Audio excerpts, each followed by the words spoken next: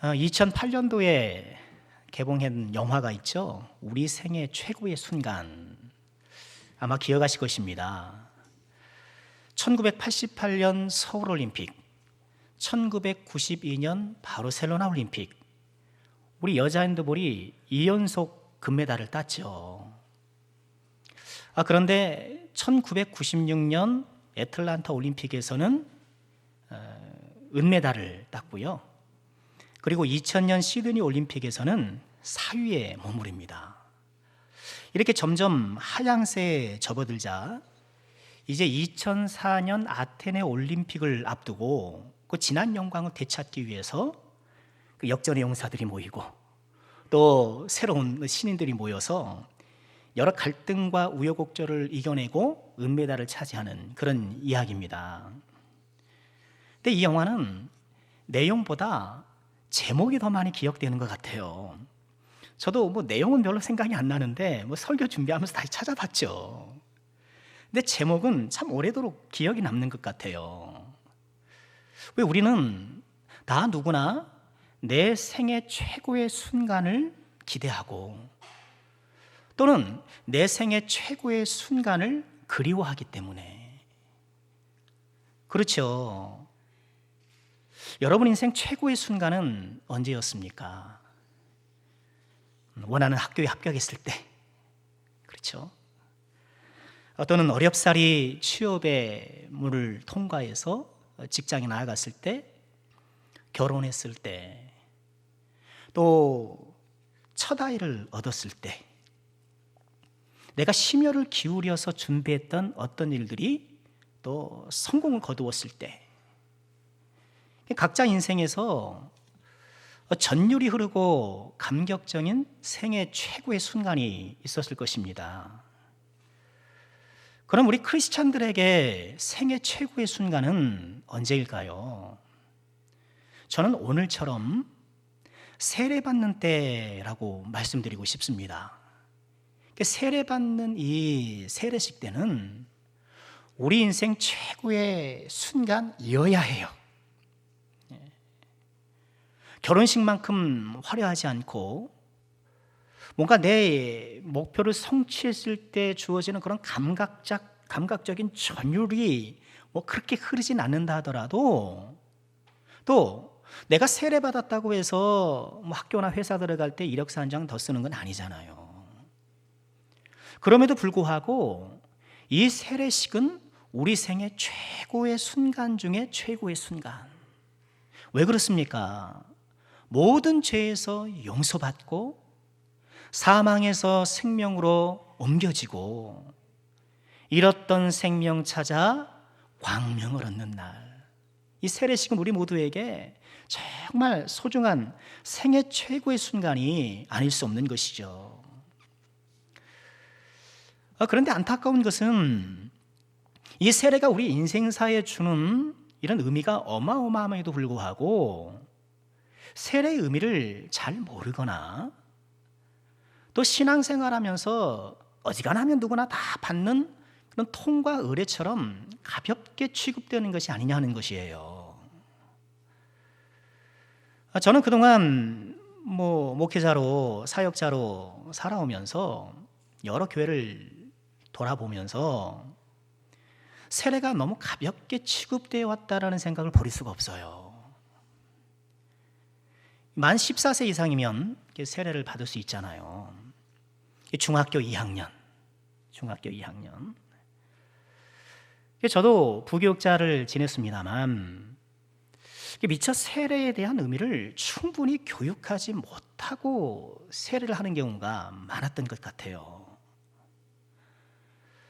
특히 우리 학생들이 이제 내가 예수를 믿고 예수님의 사람으로 살아야겠다라는 그런 각오와 다짐을 확고히 하지 못한 채 나이가 되었으니까 때가 되었으니까 의뢰 받는 것처럼 받는 것이 아닌가 그런 생각이 들 때가 있었던 거예요.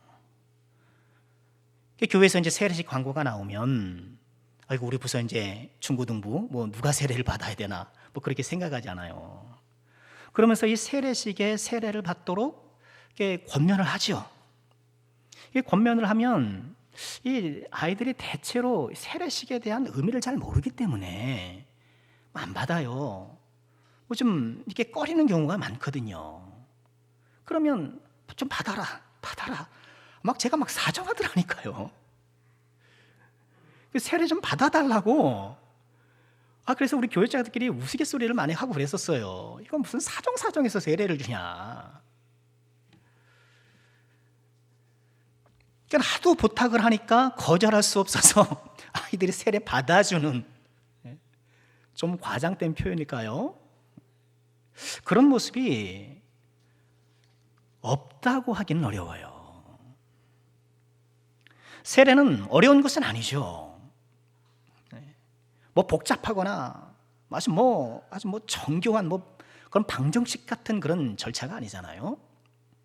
세례는 어려운 것은 아니지만 가볍게 취급되어서는 안 돼요. 우리 생애 최고의 순간이 되도록 세례의 의미를 잘 확인하고 그에 맞게 또 우리의 새로운 다짐과 또 결단을 하고, 세례가 정말 의미 있는 그런 은혜의 순간이 되도록 우리가 함께 노력해야 되는 것이죠.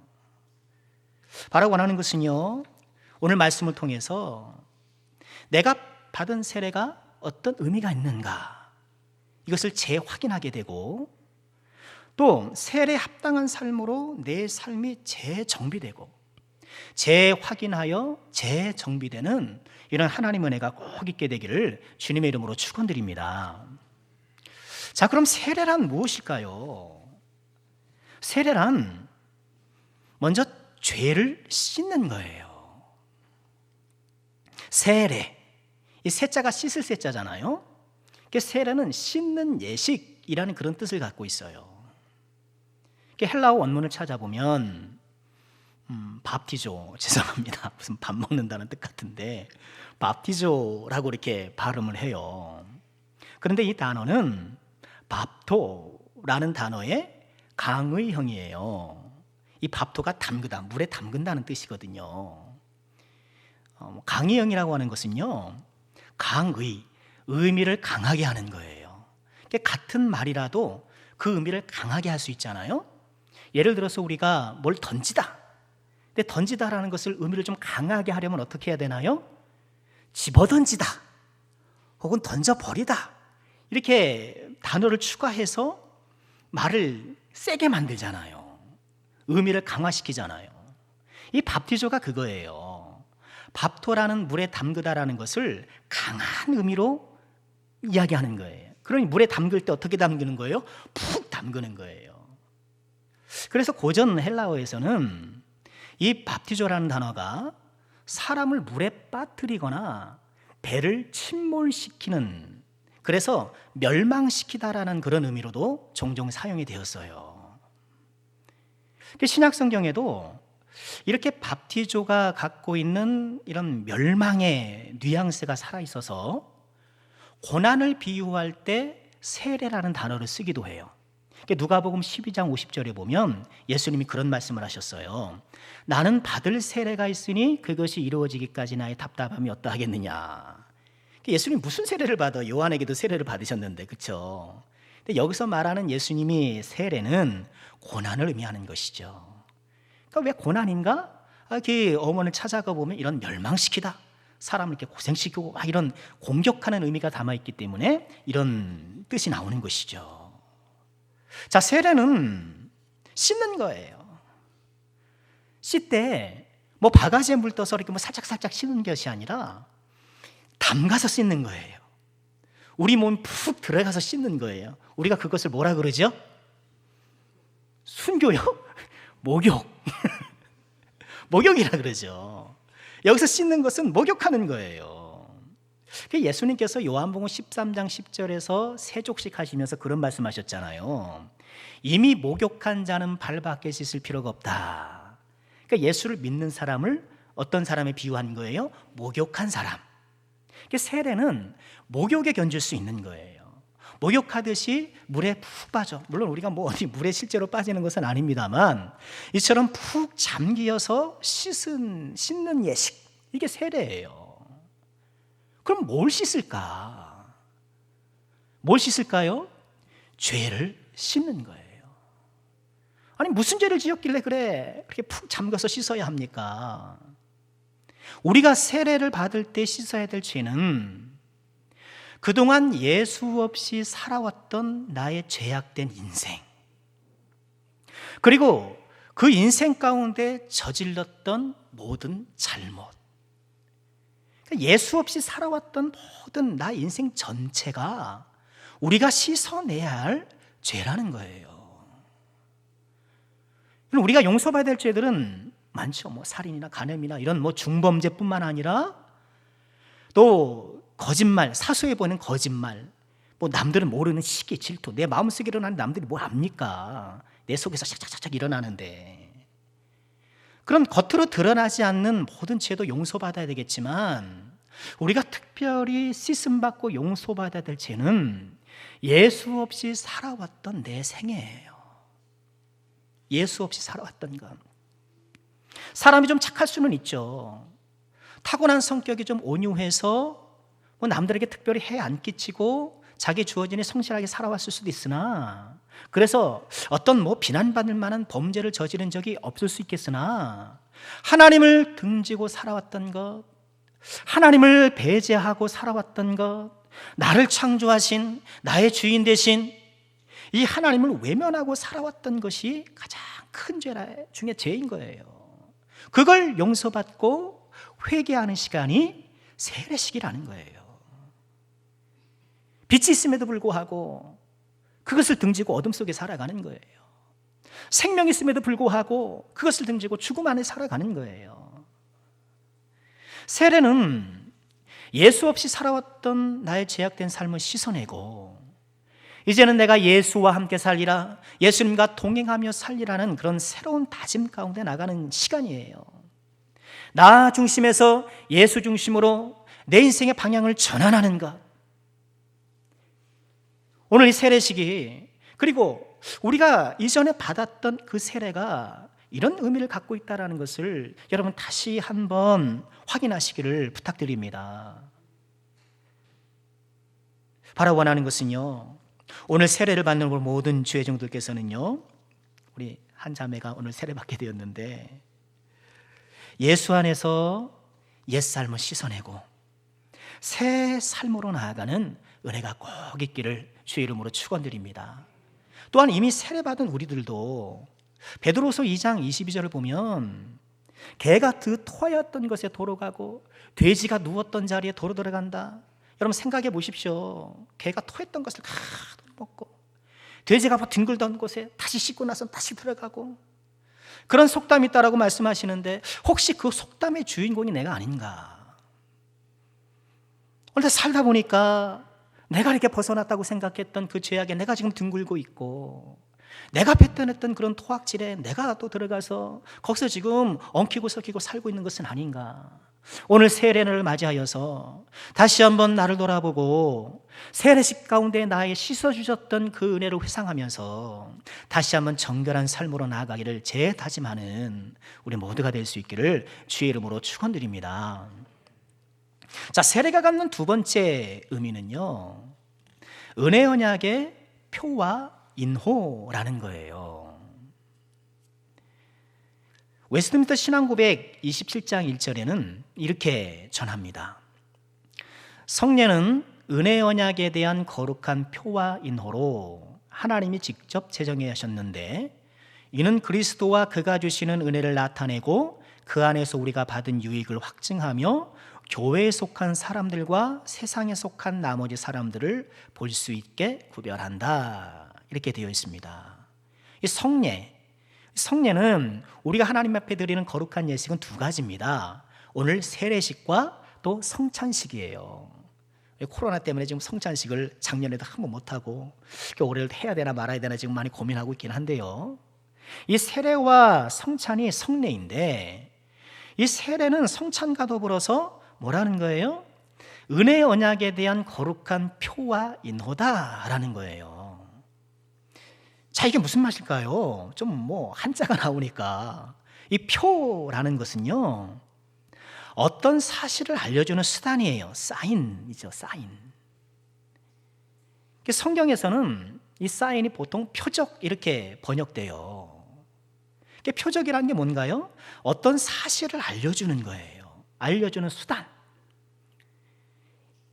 아기 예수님이 탄생하셨을 때 목자들에게 천사가 나타났잖아요. 그래서 다윗의 동네에 너를 위하여 구주가 나셨다.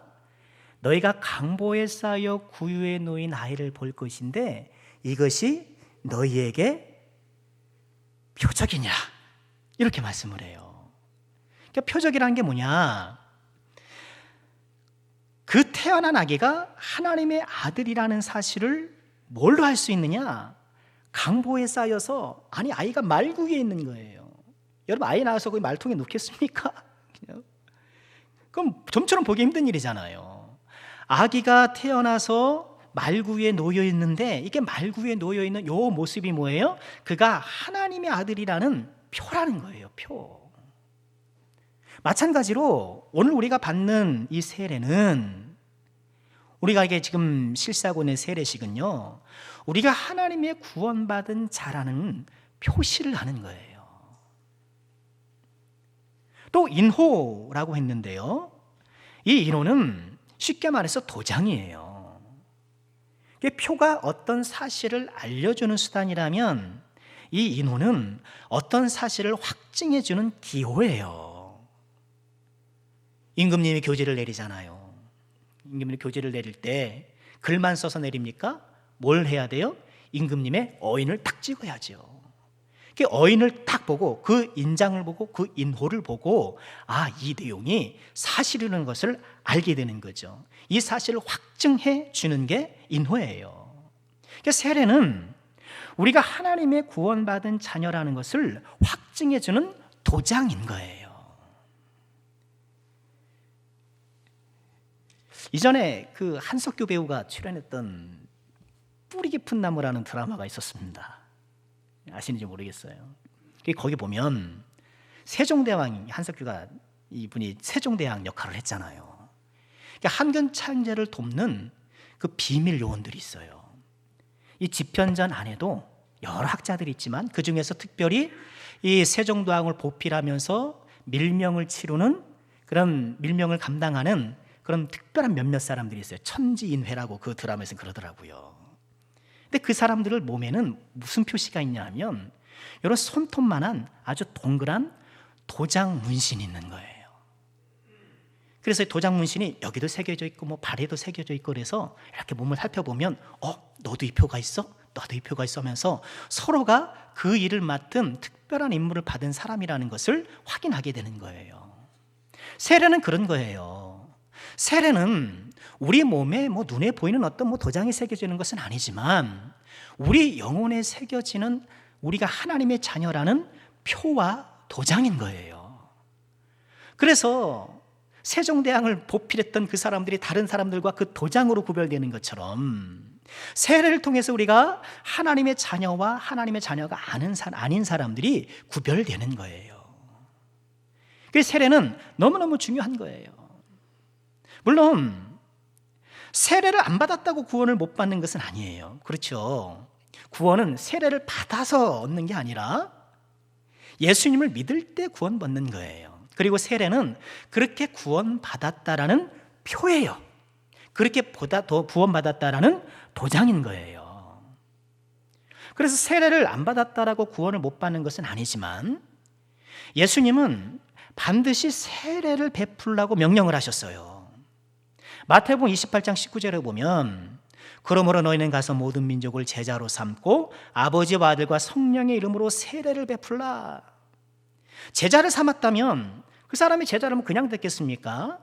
복음을 받아들이고 예수를 믿기로 했기 때문에 제자가 된 것 아니겠습니까? 그러니까 제자가 되었음에도 뭘 해야 하는 거예요? 세례를 받아야 된다는 거예요. 그러니 세례는 예수님께서 명령하신 것이기 때문에 내가 예수님을 주로 고백하는 사람이라면 반드시 세례를 받아야 하는 거예요. 또요, 세례를 안 받았다고 구원 못 받는 것이 아닌 것처럼 세례를 받았다고 해서 누구나 다 구원받는 것은 아니에요. 이것도 우리가 좀 기억해야 돼요. 구원은 세례가 주는 것이 아니라 예수님을 믿는 믿음으로 받는 것이잖아요. 그래, 아직 예수님을 믿지 않는 사람도 믿는 척하면서 얼마든지 물세례 받을 수 있겠죠. 그렇죠. 얼마든지 그럴 수 있단 말이죠. 제가 군대 훈련소에서, 지금도 하고 있는지 모르겠습니다만, 훈련소에서 징중세례를 왕왕 했어요. 그래서 군대 훈련 다 끝날 때쯤 되면 이제 군목 목사님께서 초코파이를 초코파이를 잔뜩 싸가지고 그러고 오셔요. 그리고 옥상 위에 훈련병들을 다 모았어요. 그러면서 복음을 전하십니다. 얼마나 멋있게 전하시는지 몰라요. 복음을 전하시고 예수님을 믿기를 초청하시는 거예요. 그리고 그 초청을 받아들여서 세례를 받은 사람들에게는 뭘 줘요? 초코파이를 주는 거예요.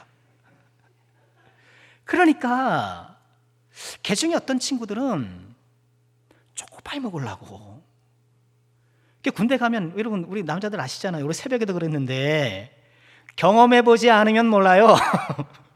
아이고 초코파이 그거 못다 그러, 내가 박스로 사줄게요. 그런데 훈련소 가면 그 달달한 것이 얼마나, 그리고 그것이 정말 얼마나 귀한지 그거 먹고 싶어서 세례 받는 것처럼 보이는 사람도 있는 거예요. 왜냐하면 세례 받고 와가지고 킥킥대면서 야, 받았다 이러면서 막 장난치거든요. 그러니 마음만 먹으면 예수를 믿지 않음에도 불구하고 얼마든지 물세례를 받을 수 있단 말이에요. 그러니 이 물세례를 받았다고 해서 모두가 구원받았다라고 이야기하기는 어려운 거예요. 그렇지 않은 사람도 있을 수 있기 때문에. 그런데 우리는 한계가 있죠. 그 사람은 세례를 받을 때 진심으로 주님을 영접했는지 안 했는지를 확인할 길이 없어요, 우리는. 그렇죠. 하나님이 아닌 이상 그 진심을 우리가 어떻게 헤아립니까? 초코파이 먹이려고 세례를 받은 그 사람이 그렇게 보이는 거지, 제가 그 진심을 알 재간이 없잖아요. 그리고 겉으로는 그렇게 킥킥했지만 세례 받는 순간에 진심을 했을 줄 누가 알아요? 또 반대로 세례를 받을 때는 굉장히 진지한 것 같으나 마음에는 사실 전혀 그렇지 않을 수도 있잖아요. 그러니 우리는 그 사람의 마음을, 진심을 정확히 알 수 없기 때문에 세례를 받은 저 사람이 구원받았는지 안 되는지 우리가 결정적으로 알 수는 없어요. 그건 한계예요. 그러나 우리는 그 사람이 세례를 받았다면 하나님의 구원받은 자녀로 간주하는 거예요. 우리는 그렇게 인정해 주는 거예요.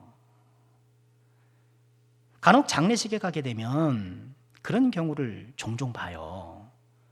돌아가신 분이 젊은 시절에 신앙생활을 참 열심히 했어요. 세례도 받고. 그런데 어떤 이유에서인지 그동안 신앙생활을 중단하고 이렇게 지내시다가 돌아가신 분들이 계시단 말이죠. 그런 장례식장에 가면 어떻게 말씀을 전할까 고민될 수 있잖아요. 근데 어떻게 하겠습니까? 그런 경우에는 이분이 세례를 받았다라는 그 사실을 붙잡고 그 세례를 받았다면 구원받은 자녀로 간주하고 말씀을 전하는 거예요. 그렇죠. 그 세례가 질신때 세례로 간주하고 이 하나님이 구원받은 자녀로 또 거기에 맞게끔 메시지를 전하는 것이죠. 만약 그렇지 않고 어제 그냥 생활하시다가 돌아가신 분들에게 장례식에 가게 되면 이제 유족들을 위로하는 설교를 해야 되겠죠. 그분들이 구원받았다는 얘기를 할 수는 없잖아요. 그런 거예요. 그래서 우리는 진심의 여부를 알 수 없기 때문에 어떤 사람이 세례를 받았다라는 것이 확실시되면 그 사람이 구원받은 자녀라고 우리는 인정을 해주는 거예요. 근데 좀 마음이 좀 개운치 않죠. 그러니 내가 세례받고 믿음 생활 열심히 하고 이 세상을 떠나는 게 최고 좋은 거예요.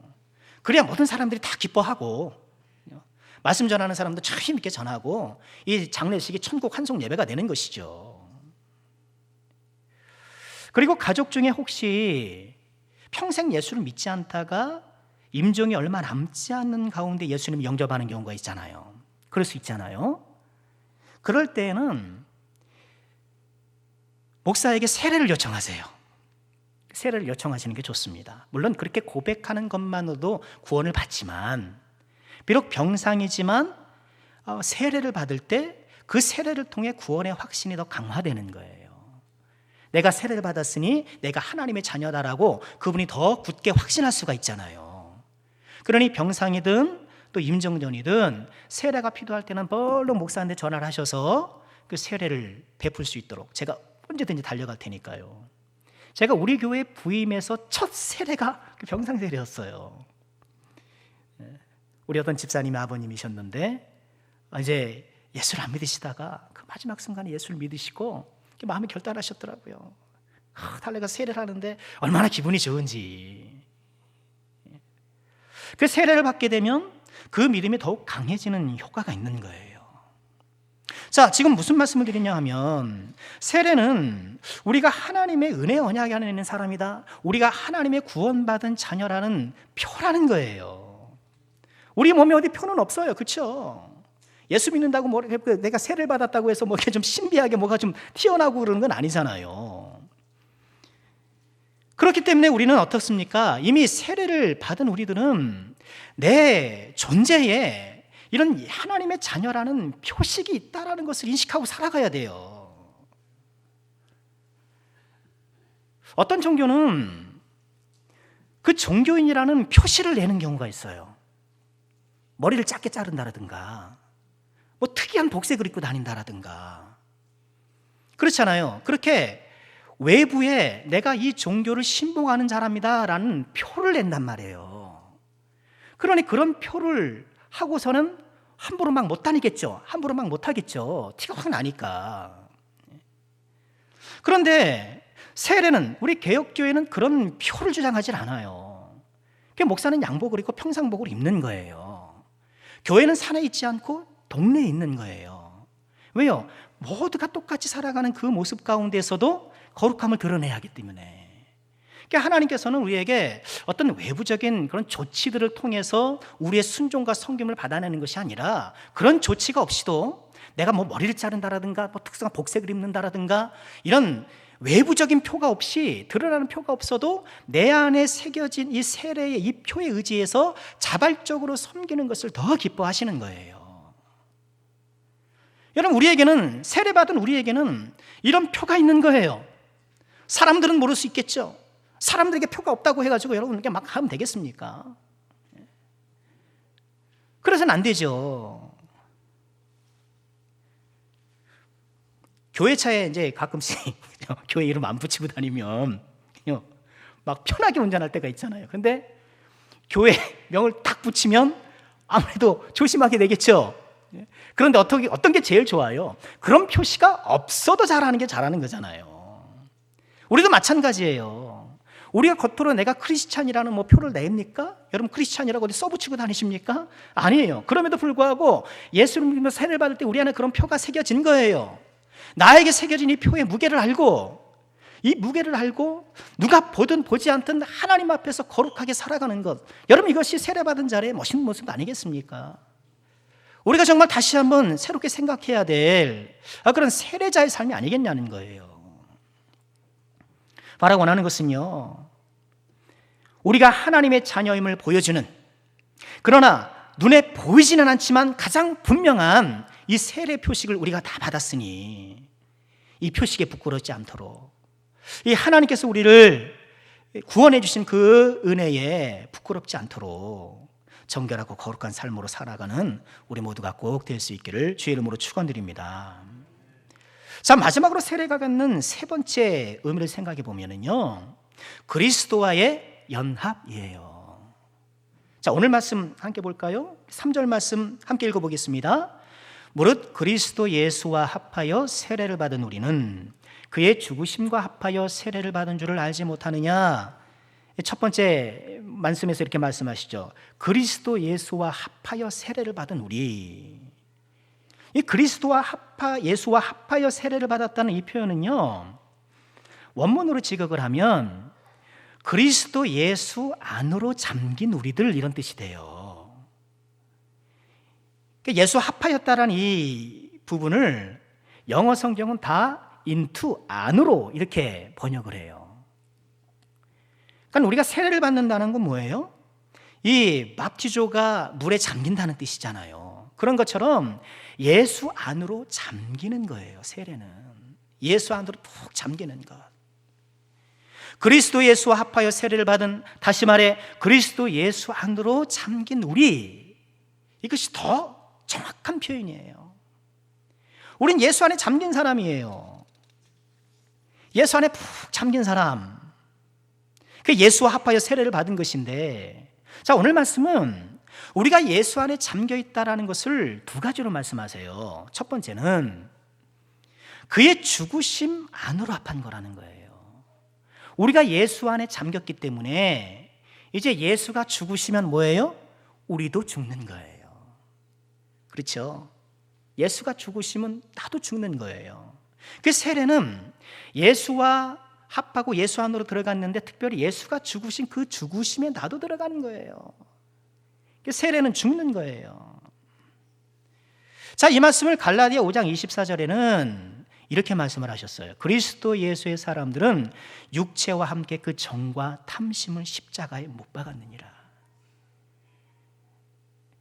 우리가 세례를 받는 것은 정욕과 탐심을 십자가에 못 박는, 예수님께서 십자가에 못 박혀 돌아가신 것처럼 우리도 예수 안에 십자가에 못 박혀 죽는데, 여러분 우리가 실제로 못 박히는 건 아니잖아요. 뭐가요? 우리의 욕심과 탐심이, 우리의 정욕과 탐심 십자가에 못 박는 거예요.